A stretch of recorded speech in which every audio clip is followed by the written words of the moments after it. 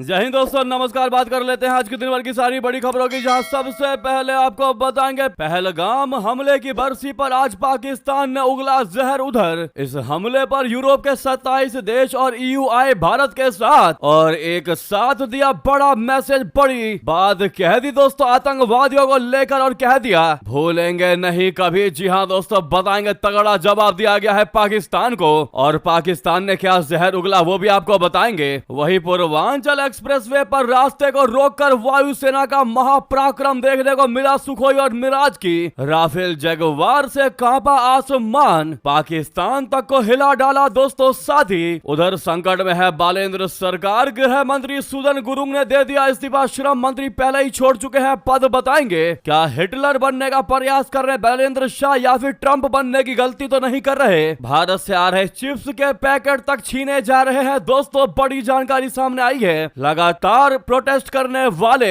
लोगों की संख्या बढ़ती जा रही है। आज भी नेपाल में बालेंद्र शाह के खिलाफ लोगों का भारी गुस्सा फूटा है दोस्तों। जानकर आप भी रह जाएंगे हैरान। बात करेंगे बालेंद्र शाह आखिर चाहता क्या है, तो वहीं आपको बताएंगे एक बहुत बड़ा दावा किया गया है दोस्तों ट्रंप को लेकर। वो करने वाले थे ईरान पर परमाणु अटैक। जी हाँ, जिसका अब खुलासे ने मचा दिया पूरी दुनिया में हड़कंप। हार कर ट्रंप को निकालना पड़ गया रूम से बाहर। बताएंगे क्या है जानकारी, क्या है खुलासा।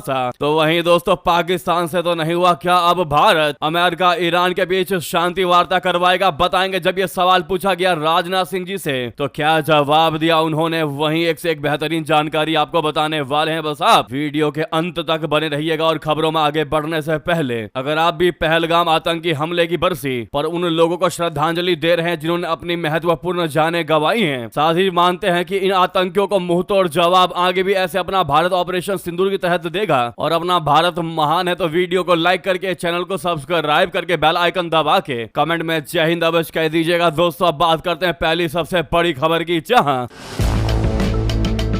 जम्मू कश्मीर के पहलगाम में बीते साल 22 अप्रैल को भीषण आतंकी हमला हुआ था। पाकिस्तान से आए आतंकियों ने चुन चुन कर उन लोगों को मार डाला था जो हिंदू थे। उनका धर्म और नाम पूछकर ये कत्लेआम किया गया था। आज इस घटना को 1 साल हो गए हैं दोस्तों और दुनिया भर में इसकी निंदा की जा रही है। इस बीच यूरोपियन यूनियन और उसके 27 सदस्य देशों ने आतंकी हमले में मारे गए लोगों को श्रद्धांजलि दी। बुधवार को यूरोपियन यूनियन की ओर से एक पोस्ट में लिखा गया कि भारत में 1 साल पहले निर्दोष लोगों को मार डाला गया था। हम पीड़ित परिवारों और भारत के साथ खड़े हैं और अपनी संवेदना व्यक्त करते हैं। यूनियन ने आधिकारिक बयान में कहा कि हम उनकी यादों को नमन करते हैं। इस आतंकी हमले की हम आज भी निंदा करते हैं और इसे कभी सही नहीं ठहराया जा सकता। यूरोपियन यूनियन ने यह भी कहा कि इस हमले ने बताया था कि कैसे भारत में सुरक्षा की चुनौती आतंकी हमलों के चलते पैदा होती है। EU ने कहा कि यह पूरी दुनिया के लिए ही अलर्ट है कि हमें कैसे हिंसा से निपटने की आवश्यकता है। यूरोपियन यूनियन और उसके 27 सदस्य देशों का यह बयान अहम है। ऐसा इसलिए क्योंकि अमेरिका और यूरोपीय देशों की अक्सर राय यही रही है कि भारत में आतंकी हमले सुरक्षा से जुड़ा मामला है। वहीं खुद पर हुए आतंकी हमलों की वे दुनिया भर में चर्चा करते रहते हैं। ऐसे में भारत के पहलगाम में हुए आतंकी हमले को लेकर मृतकों को श्रद्धांजलि देना और संवेदना व्यक्त करना बहुत ज्यादा महत्वपूर्ण है। इससे यह भी समझ में आता है कि कैसे इंटरनेशनल कम्युनिटी में आतंकी हमलों को लेकर राय बदल रही है। पहलगाम आतंकी हमले में कुल 26 लोग मारे गए थे। कई कपल्स तो हनीमून पर गए थे पहलगाम लेकिन नहीं लौटे वापस। और आज वही पहलगाम आतंकी हमले का वही दिन वही डेट है, यानी कि उसके पूरे 1 साल हो चुके हैं और आज इस हमले की बरसी है दोस्तों। वहीं इस बरसी पर पाकिस्तान ने भी उगल डाला जहर। अपनी हरकतों से नहीं आया बाज। आतंकिस्तान के PM शहबाज शरीफ के मंत्री ने भारत से मांग लिए सबूत बता दें। पहलगाम हमले की बरसी पर पाकिस्तान ने कहा है कि 1 साल बीतने के बाद भी भारत आरोप को साबित करने में नाकाम रहा है। पाकिस्तान के सूचना मंत्री अताउल्लाह तरार, जिसकी सरेराह सरेआम रोड पर बेइज्जती की जाती है और मुंह झुकाकर विदेशों में घूमता है, वो सूचना मंत्री ने बुधवार को कहा कि 1 साल बीत जाने के बाद भी भारत पहलगाम हमले को लेकर पाकिस्तान पर लगाए गए अपने आरोपों के समर्थन में कोई सबूत देने में नाकाम रहा है। भारत ने पहलगाम हमले की निष्पक्ष और पारदर्शी जांच के लिए पाकिस्तान के प्रस्ताव प्रस्ताव को स्वीकार करने से इनकार कर दिया था। इससे गंभीर सवाल खड़े होते हैं और ये संकेत मिलता है कि यह घटना शायद एक फॉल्स फ्लैग ऑपरेशन हो सकती है। यह कहना है दोस्तों पाकिस्तान के इस सूचना मंत्री का। हालांकि भारत ने इस पहलगाम अटैक का ऑपरेशन सिंदूर के माध्यम से तगड़ा और करारा जवाब दिया था, जहां आतंकवादी अपने भाइयों को लेकर, रिश्तेदारों को लेकर, पड़ोसियों को लेकर रोते दिखाई दे रहे थे। ऑपरेशन सिंदूर के बाद कि भारत ने तहस नहस कर दिया, यानी भारत ने इसका एकदम सटीक तरीके से जवाब लिया था दोस्तों। और आज भी पाकिस्तान और पाकिस्तान के हुक्मरानों की अकड़ ढीली पड़ती दिखाई नहीं दे रही है। लगता है फिर एक बार ऑपरेशन 2.0 की डिमांड कर रहे हैं ये पाकिस्तानी। वहीं भारतीय विदेश मंत्रालय के प्रवक्ता रणधीर जायसवाल जी ने कहा कि हम नहीं भूलेंगे, भारत पिछले साल पहलगाम आतंकी हमले में आज ही के दिन जान गंवाने वालों को याद कर रहा है। आतंकवाद के खिलाफ अपनी लड़ाई में हम एकजुट हैं। यानी भारत ने भी सीधा जवाब दे दिया कि हम नहीं भूलेंगे इस हमले को। ऐसे में दोस्तों पहलगाम अटैक के आज इस बरसी पर आपकी क्या राय है दोस्तों? क्या जवाब देना चाहेंगे? तगड़ा जवाब पाकिस्तान को जरूर कमेंट में लिखेगा। लेकिन जिन्होंने इस अटैक में अपनी महत्वपूर्ण जानें गंवाई दोस्तों, उनको श्रद्धांजलि कमेंट बॉक्स में जरूर दीजिएगा। साथ में ऑपरेशन सिंदूर 2.0 भी जरूर लिखेगा दोस्तों, ताकि पाकिस्तानियों को पता चल सके कि भारत 2.0 के लिए भी पूरी तैयारी कर चुका है। और सामने लाइक का बटन दोस्तों, अभी तक इस बटन को नहीं दबाया है तो सबसे पहले लाइक के बटन को दबा लीजिएगा, उसके बाद कमेंट कीजिएगा। साथ ही साथ आप बात कर लेते हैं अगली बेहतरीन खबर की, जहां वहीं इस बरसी पर गुजरात की धरती पर भारतीय सेना की एयर डिफेंस रेजिमेंट ने L-70 गनों के साथ क्षमता का प्रदर्शन किया, जिसने एक साल पहले दुश्मन के ड्रोन हमलों को हवा में ही खत्म कर दिया था। ऑपरेशन सिंदूर की पहली बरसी पर भारतीय सेना ने गुजरात में अपनी एयर डिफेंस ताकत का खुला प्रदर्शन किया। L-70 एयर डिफेंस गन जो पिछले साल दुश्मन के ड्रोन हमलों को नाकाम करने में अहम साबित हुई थी, एक बार फिर केंद्र में रही दोस्तों। इतना ही नहीं, वहीं पूर्वांचल एक्सप्रेसवे पर भारतीय वायुसेना का महापराक्रम देखने को मिला, जहां सुखोई और मिराज, राफेल, जगुआर की गर्जना से कांपा आसमान। रात में भी होगा युद्धाभ्यास। जी हां दोस्तों, भारतीय वायुसेना आज सुल्तानपुर में पूर्वांचल एक्सप्रेसवे के आखिरी किरी करवत गांव के पास स्थित 3200 मीटर लंबी एयर स्ट्रिप पर बड़ा युद्धाभ्यास कर रही है। इस एयर शो में सुखोई 30 MKI, जगुआर, मिराज 2000 और तेजस जैसे फाइटर जेट्स के साथ C-295 और AN-32 जैसे परिवहन विमान हिस्सा ले रहे हैं। वायुसेना आपातकालीन स्थितियों में हाईवे को रनवे के रूप में इस्तेमाल करने की अपनी क्षमता को परख रही है। सुरक्षा के मद्देनजर प्रशासन ने एक्सप्रेसवे का 12 किलोमीटर का हिस्सा सील कर दिया और ट्रैफिक को 1 मई तक के लिए डाइवर्ट किया गया है। युद्धाभ्यास 2 चरणों में रात 9 बजे तक चलेगा दोस्तों। यह हाईवे एयर स्ट्रिप युद्ध के समय सेना के लिए बैकअप रनवे का काम करती है। अगर दुश्मन देश मुख्य एयरबेस को निशाना बनाता है तो वायुसेना इन्हीं हाईवे स्ट्रिप से अपनी उड़ानें जारी रख सकती है। मंगलवार को भी 9 विमानों ने यहाँ करीब 1 घंटे तक पूर्वाभ्यास किया था। इस एयर शो से न केवल सेना की तैयारियों को मजबूती मिल रही है, बल्कि सुल्तानपुर और आसपास के क्षेत्रों की पहचान भी राष्ट्रीय स्तर पर मजबूत हुई है। आसमान में विमानों की गड़गड़ाहट सुनकर स्थानीय लोग छतों पर जमा हो गए। 16 नवंबर 2021 को प्रधानमंत्री नरेंद्र मोदी जी ने खुद C-130J हरकुलस विमान से यहां उतरकर इसका लोकार्पण किया था। ऐसे में कमेंट में आप लोगों में से जो भी पूर्वांचल एक्सप्रेस के थ्रू आज तक उन्होंने यात्रा की हो, एक बार भी गए हो पूर्वांचल एक्सप्रेसवे पर, वो कमेंट में लिखकर बताइएगा कि आपने पूर्वांचल एक्सप्रेस को देखा है। जरूर कमेंट करके बताइएगा दोस्तों। देखते हैं कितने लोग इस हाईवे से गुजरे हैं, ताकि उन्हें ये पता होगा कि ये कितनी चौड़ी हाईवे है जहां विमान भी लैंड कर सकते हैं। जी हां दोस्तों, तो जरूर कमेंट कीजिएगा। और जो अब तक नहीं गए हैं वो कृपया करके एक बार जरूर इस हाईवे की यात्रा कीजिएगा। साथ ही साथ अगली खबर की बात करते हैं, जहां संकट में बालेन सरकार, गृह मंत्री सदन गुरुंग ने दे दिया इस्तीफा। श्रम मंत्री पहले ही छोड़ चुके हैं पद। उधर नेपाल में बालेन शाह के खिलाफ फूटा गुस्सा। बता दें, नेपाल की बालेन शाह सरकार के लिए शुरुआती दिन कांटों भरे साबित हो रहे हैं दोस्तों। पहले महीने में ही कैबिनेट के 2 बड़े स्तंभ ढह चुके हैं। अनुशासनहीनता के मामले में श्रम मंत्री दीपक कुमार शाह की विदाई के ठीक बाद अब गृह मंत्री सदन गुरुंग ने भी इस्तीफा दे दिया है। गुरुंग पर विवादित व्यवसायी दीपक भट्ट के साथ मिलकर मनी लॉन्ड्रिंग और शेयरों में हेरफेर के गंभीर आरोप लगे हैं। भ्रष्टाचार के खिलाफ जीरो टॉलरेंस का वादा कर सत्ता में आई इस नई सरकार के लिए अपने ही मंत्रियों का विवादों में घिरना एक बहुत बड़ी नैतिक और राजनीतिक चुनौती बन चुकी है। बालन शाह सरकार अभी ठीक से काम शुरू भी नहीं कर पाई थी कि मंत्रियों के हटने का सिलसिला शुरू हो गया। सबसे पहले श्रम मंत्री दीपक कुमार शाह को अनुशासनहीनता के चलते पद से हाथ धोना पड़ा। अब गृह मंत्री सदन गुरुंग का इस्तीफा सरकार के खिलाफ दूसरा बड़ा झटका है। 1 महीने के भीतर 2 महत्वपूर्ण विभागों के मंत्रियों का बाहर होना ये क्लियरली दर्शाता है कि सरकार के भीतर अब सब कुछ ठीक नहीं है और गठबंधन या पार्टी के भीतर कड़े अनुशासन की आवश्यकता है। दोस्तों, भारी जनमत के साथ प्रधानमंत्री बने बालन शाह के लिए एक समय किसी अग्नि परीक्षा से कम नहीं है। सरकार की शुरुआत में ही मंत्रियों का इस तरह विवादित होना जनता के भरोसे को तोड़ सकता है। एक तरफ श्रम मंत्री की अनुशासनहीनता और दूसरी तरफ गृह मंत्री पर भ्रष्टाचार के आरोप, इन दोनों घटनाओं ने सरकार की छवि को नुकसान पहुंचाया। वहीं सुदन गुरु ने इस्तीफा देते हुए कहा कि मेरे लिए नैतिकता किसी भी पद से अधिक महत्वपूर्ण है। तो वहीं आपको बता दें, अब जानकारी एक और सामने आई है, जहां भारत से आ रहे चिप्स के पैकेट भी जब्त कर रही है बालेंद्र की सरकार, जिस वजह से लगातार नेपाल में मचा है बवाल। बालेंद्र शाह के खिलाफ फूटा लोगों का गुस्सा, उतर गए लोग सड़कों पर। दोस्तों, जैसा कि कल ही हमने आपको जानकारी बताया था कि भारत के 100 रुपए से ज्यादा के सामानों पर कस्टम ड्यूटी लागू कर दिया गया है नेपाल में। ऐसे में नेपाल के वो लोग जो दवाएं, बर्तन, इलेक्ट्रॉनिक्स और शादी का सामान खरीदने सीमावर्ती भारतीय इलाकों में आते हैं ताकि उनको चीजें थोड़ी सस्ती मिल सके, अपने घर द्वार चला सके, बच्चों को पाल सके, स्कूल भेज सके, भारत से सस्ते अमाउंट पर चीज को खरीद कर, जिनको अब बालेंद्र की सरकार ने बहुत बड़ा झटका दे दिया है। बॉर्डर पार करते समय सख्त चेकिंग हो रही है और हैरानी की बात तो यह है कि चिप्स और बिस्किट तक के पैकेट भी इन लोगों से छीन लिए जा रहे हैं। उनके रेट देखे जा रहे हैं, प्राइस देखे जा रहे हैं कि कहीं 100 रुपए से ऊपर तो नहीं है। इतनी जिल्लत दोस्तों, इतनी प्रताड़ना इन नेपाली लोगों पर नेपाल के ही फोर्सेस कर रही है बालेंद्र शाह के आदेश पर। अब ऐसे में बालेंद्र शाह सरकार के इस फैसले के खिलाफ सीमावर्ती जिलों में प्रदर्शन शुरू हो गया है। दरअसल नेपाल के लोगों के लिए भारतीय सामान उनके अपने देश में मिलने वाले सामान के मुकाबले काफी सस्ता होता है दोस्तों, लेकिन अब सीमावर्ती इलाकों में रहने वाले नेपाल के लोग बालेंद्र शाह के नेतृत्व वाली सरकार के खिलाफ जोरदार विरोध प्रदर्शन कर रही है। भारत नेपाल सीमा दुनिया की सबसे खुली अंतरराष्ट्रीय सीमाओं में से एक मानी जाती है। नेपाल की बालेंद्र शाह सरकार ने भारत से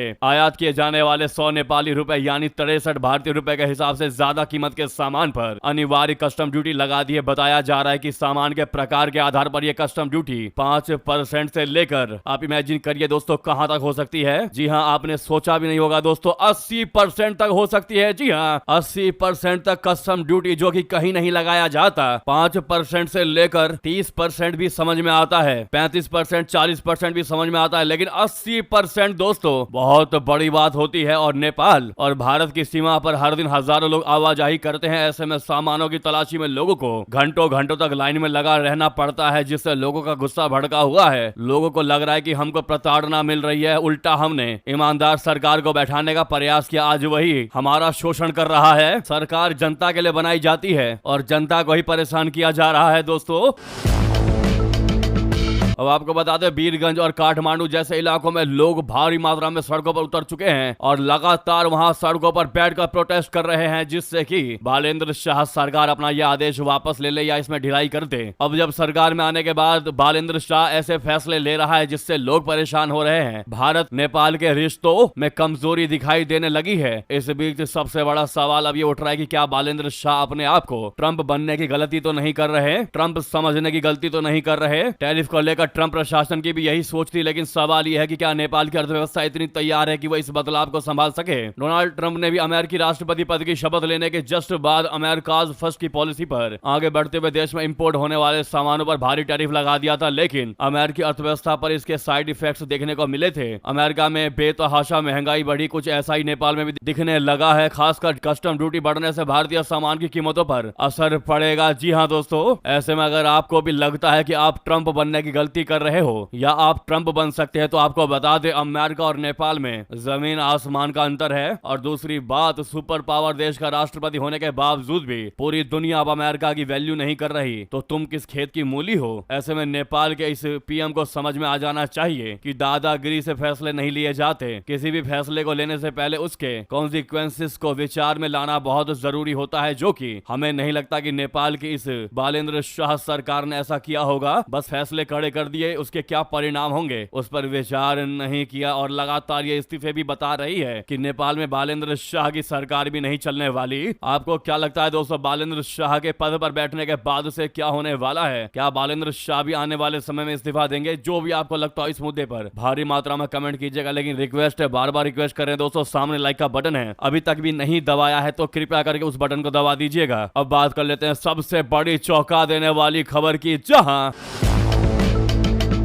क्या ट्रंप ईरान में परमाणु कोड का इस्तेमाल करना चाहते थे? क्या डैन केन ने उनको रोका? पूर्व CIA विश्लेषक के दावे की तथ्य की गई जांच। बता दें, ईरान के साथ जारी संघर्ष के बीच एक बहुत बड़ा दावा किया गया। राष्ट्रपति डोनाल्ड ट्रंप के सिचुएशन रूम में किए गए कारनामों की खबरें सुर्खियां बटोर रही हैं। हाल ही में वॉल स्ट्रीट जर्नल ने बताया कि ईरान द्वारा अमेरिकी विमानों को मार गिराए जाने के बाद ईरानी क्षेत्र में गिरे 2 F-15 पायलटों के बचाव अभियान के दौरान ट्रंप को सिचुएशन रूम से बाहर रखा गया था। एक अधिकारी ने वॉल स्ट्रीट जर्नल को बताया कि ट्रंप द्वारा घंटों तक सहायकों पर चिल्लाने और व्यवधान उत्पन्न करने के बाद यह निर्णय लिया गया था। इसी बीच CIA के पूर्व विश्लेषक लैरी जॉनसन ने एक सनसनीखेज दावा किया है। राष्ट्रीय सुरक्षा मामलों पर ब्लॉग लिखने और टिप्पणी करने वाले जॉनसन ने दावा किया कि डोनाल्ड ट्रंप ईरान के खिलाफ परमाणु कोड का इस्तेमाल करना चाहते थे, लेकिन सेना के जॉइंट चीफ्स ऑफ स्टाफ के अध्यक्ष जनरल डैन केन ने उनको रोक दिया। जॉनसन के अनुसार यह घटना शनिवार को पेंटागन की आपातकालीन बैठक में घटी।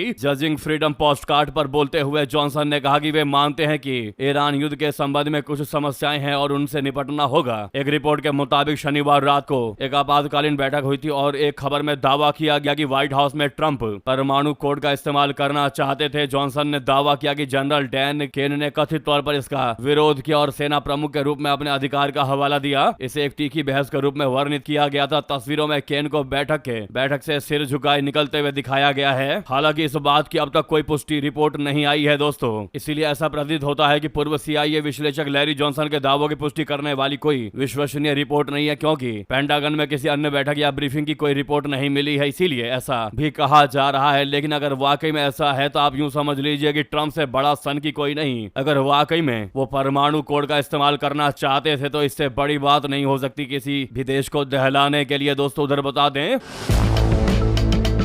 क्या ईरान युद्ध में अब शांति करवाएगा अपना भारत? फेल हुआ पाकिस्तान तो क्या भारत आजमाएगा हाथ? रक्षा मंत्री राजनाथ सिंह जी से पूछा गया सवाल तो जर्मनी में उन्होंने दिए इसके संकेत। हॉर्मुज स्ट्रेट पर भी दिया बयान। बता दें, भारतीय रक्षा मंत्री राजनाथ सिंह जी ने ईरान युद्ध में शांति की पहल पर भारत की कोशिशों पर बड़ा बयान दिया है। जब रक्षा मंत्री राजनाथ सिंह जी से पूछा गया कि क्या पश्चिम एशिया संकट के बीच शांति की पहल करने में भारत की कोई भूमिका हो सकती है, तो उन्होंने कहा कि भारत ने कोशिश की है, लेकिन हर चीज का एक सही समय होता है। हो सकता है कि कल ऐसा समय आए जब भारत इसमें अपनी भूमिका निभाए और सफल भी हो। हम इस संभावना से इनकार नहीं कर सकते। प्रधानमंत्री ने दोनों पक्षों से युद्ध खत्म करने की अपील की है। कूटनीतिक मामलों में हमारे प्रधानमंत्री का दृष्टिकोण बहुत संतुलित है। आपको बता दें कि राजनाथ सिंह जी फिलहाल बर्लिन में हैं, जहां भारत और जर्मनी के बीच डिफेंस सेक्टर को लेकर कई स्तर की बातचीत होगी। रक्षा मंत्री राजनाथ सिंह जी 21 से 23 अप्रैल 2026 तक जर्मनी की 3 दिवसीय आधिकारिक यात्रा पर गए हैं। इस यात्रा का मुख्य उद्देश्य दोनों देशों के बीच रणनीतिक रक्षा साझेदारी को गहरा करना और रक्षा औद्योगिक सहयोग के लिए एक नया रोड मैप तैयार करना है। दोस्तों हमारा सवाल इस मुद्दे पर आपसे यही है कि आप क्या चाहते हैं दोस्तों? क्या भारत को इसमें हस्तक्षेप करना चाहिए शांति वार्ता में? क्या अमेरिका ईरान को अपने देश में बुलाकर शांति सीज फायर पर बात करनी चाहिए? आप लोग क्या कहते हैं दोस्तों? क्या भारत को दूर ही रहना चाहिए इन मामलों से, ताकि ईरान और अमेरिका के साथ अच्छे संबंध बने रह सके? क्योंकि जो ईरान की डिमांड है वो अमेरिका कभी पूरा नहीं करेगा, चाहे वो बैठक पाकिस्तान में हो, भारत में हो या कहीं भी किसी भी देश के कोने में हो। अगर आप भी मानते हैं कि जब ये डिमांड ही आपस में पूरी नहीं होगी, इनकी डील ही आपस में पूरी नहीं होगी, तो शांति वार्ता करवा के फिलहाल कोई फायदा नहीं होने वाला और बेफिजूल का नाम भी हो जाएगा कि भारत ने भी मध्यस्थता की कोशिश की, प्रयास किया, लेकिन मध्यस्थता वहां भी नहीं हो पाया, यानी भारत भी सक्षम नहीं हो पाया इनके बीच सीज फायर करवाने में। आप क्या कहते हैं दोस्तों? इन चीजों को मद्देनजर मन में रखते हुए जवाब दीजिएगा, हाँ या ना। करवाना चाहिए भारत को भी इसमें आना चाहिए, शांति करवानी चाहिए या नहीं, जरूर लिखकर बताइएगा।